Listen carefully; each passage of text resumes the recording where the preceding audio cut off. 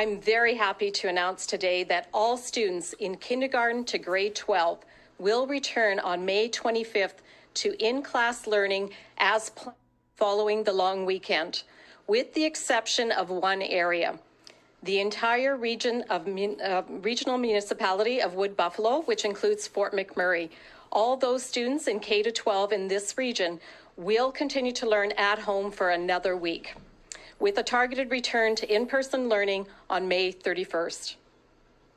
The education system reset we announced earlier in May has been very successful.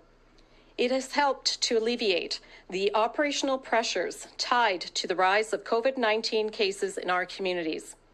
However, it is prudent to extend at-home learning for schools in the region of the municipality of Wood Buffalo for another week to ensure that continuity of learning can continue.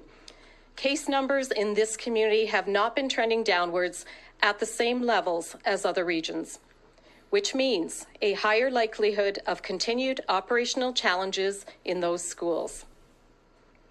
I recognize that while many parents and students in this region had hoped for a return to in-person learning following the long weekend, I am very hopeful that all students, parents, and staff in this area can soon benefit from a return to the classroom for the remainder of the school year.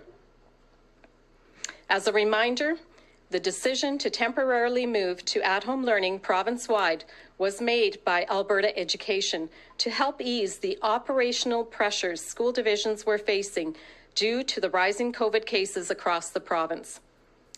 At that time, we were seeing large numbers of school staff and students in isolation, which made continuing in-person learning very, very difficult. The decision to temporarily transition to at-home learning was a really hard one to make for me.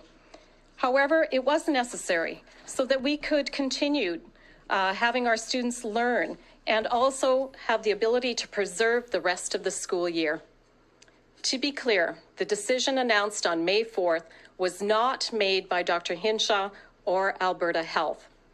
As students return to their classrooms, their safety and the safety of staff remain my #1 priority.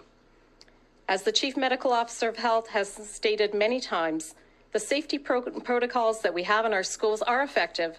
They are limiting the risk of widespread in-school transmission. The robust health protocols that have been in place in schools to keep our students and staff safe will continue, including mask requirements, cohorts, screening for symptoms, and seating arrangements. That is, in addition to the added layer of protection of more Albertans getting vaccinated, including teachers, school staff, and of course students that are ages 12 and older.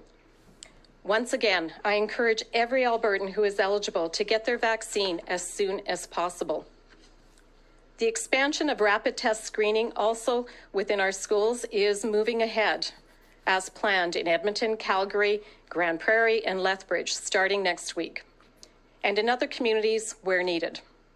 I'm pleased to say that to date, close to 11,000 screening tests have been conducted in Edmonton and Calgary, and with only 44 preliminary positive results in our schools. Rapid screening tests are another tool we are using to keep our students and our staff safe. I understand it has been a challenging 2 weeks for students, parents, teachers, and other school staff across all divisions across this province. I know you had to adapt once again to learning at home during a school that has been like no other.